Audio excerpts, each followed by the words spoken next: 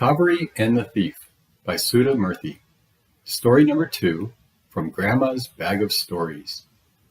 The children had gone with their Ajah to the paddy fields that morning. They were all city kids and did not know a thing about farming. On the way, Anand was surprised to see a bird's nest on top of the tree. He said to Ajah, "I wonder how birds decide where and how to make their nests." Ajah said, "The straw in the nest is from the paddy field. Do you know, farming helps human beings as well as birds?" Krishna replied, "Ajah, I thought wheat and rice can be just plucked from trees, like mangoes. But today I realized there is so much work in farming." That afternoon, after lunch, when they gathered around Aji for the day's story, she looked sharply at the children. They had enjoyed learning about farming activities, like cleaning seeds and separating the straw from paddy. In the city, everything came from the supermarket, but here they had seen how things were really produced. Aji said, "Farming is very important. If farmers did not grow any food, what will we all eat?" Anand said thoughtfully, "If farmers do such important work, why are they so poor?" "That's true, my dear," Aji sighed, fanning herself. "Of course, there are rich farmers too, people who own lots of land. But many in our country till small pieces of land, and so make less money." Then, seeing the kids' crestfallen faces, she put down her fan, sat up, and said, "But I can tell you of a poor farmer woman who did not remain very poor, all due to her sharp wit." "Tell, Aji, do tell," the kids yelled. So Aji started her story. Kavery's lazy husband annoyed her to no end. There she was, working like a donkey in the fields, plowing and watering and tending a hard, dry piece of land, while her husband snored away happily at home. Why, once when a stranger came asking for some food and water, he just pointed towards the kitchen and went back to sleep. The stranger, thankfully, was an honest man and took only enough for himself and his horse. Not that there is much to steal in Kavery's little house. They were poor farmers with only a patch of land where nothing seemed to grow. Somehow, Kavery tilled the land, did some odd jobs in the neighborhood, and made ends meet. The land was right next to a temple. On some days, her husband would come along with her on the pretext of helping her, but no sooner would her back be turned than she would find him stretched out near the temple courtyard, gossiping with passing villagers. One day, as she was working the field, trying to dig up the ground so she could sow some seeds, a thin man with a big mustache appeared beside her. He was a thief, and up to no good. Kavery, of course, did not know this. She greeted him politely and went back to her work. Now the thief wanted to steal the coins that were given as offerings in the temple, and perhaps even the ornaments on the idol. The only way into the temple was by digging his way in from Kavery's land. But how could he do anything there, with this tough, no-nonsense woman working away? Guessing Kavery was hard up for money, he whispered to her, "Sister, why are you working so hard on this barren land? I will give you 1,000 rupees. Sell it to me." Kavery raised her eyebrows. Why did he want to buy the land for so much money? Surely something was wrong. The thief sensed she was not about to sell it to him, so he raised his price.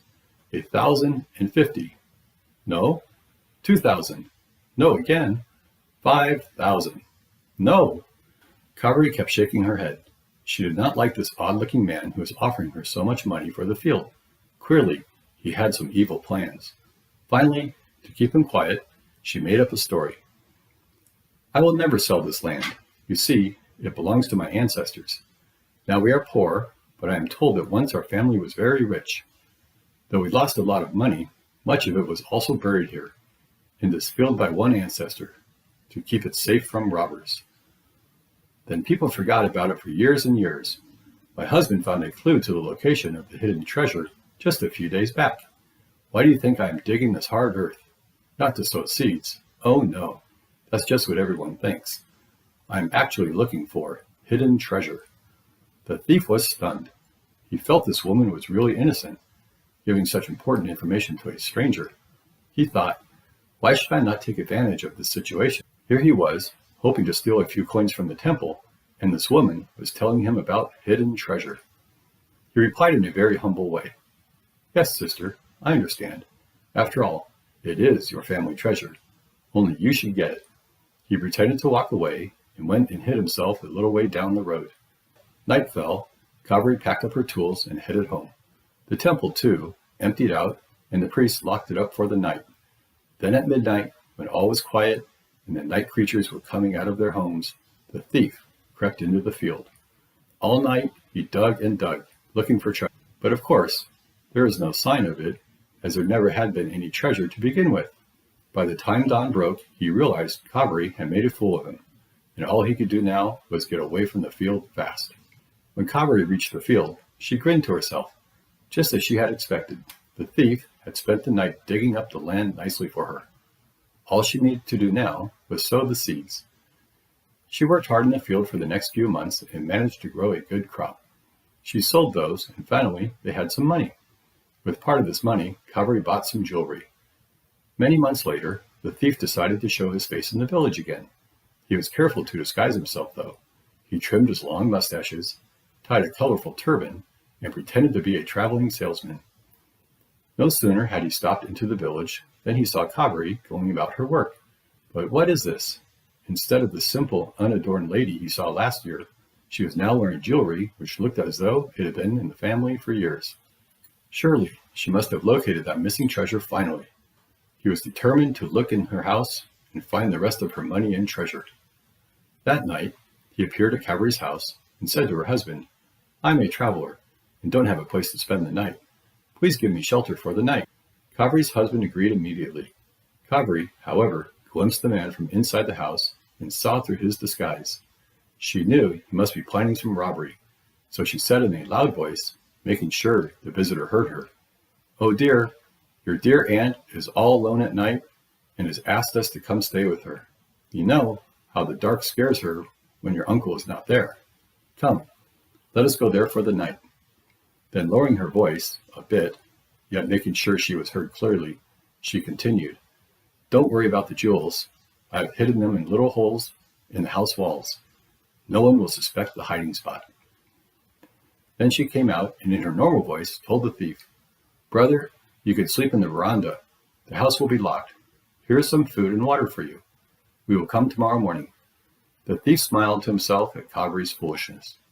Her husband, meanwhile, stared at her with an open mouth, wondering which aunt and what jewels she was talking about. When she firmly walked off, he followed her obediently.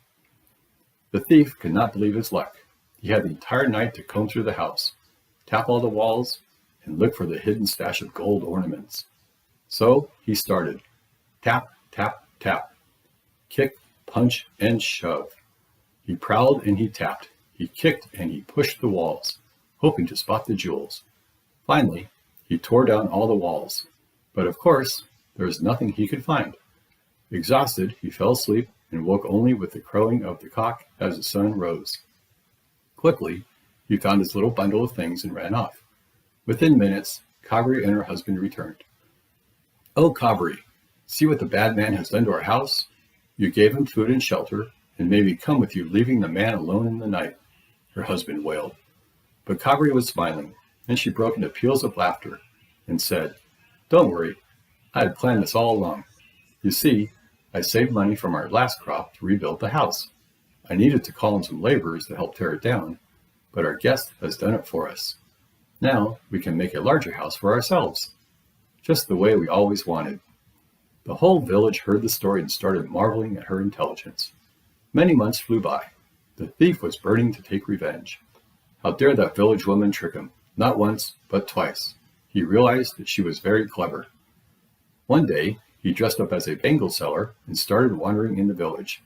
Kaveri spotted him and knew who he was at once.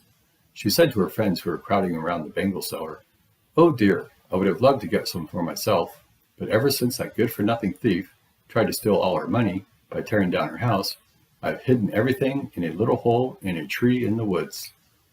"Which tree?" her friends asked. "Oh no, I'm not saying which tree, but it is at last safe and sound in the forest." The thief looked at her. Yes, Kaveri was wearing an ordinary sari with no ornaments at all.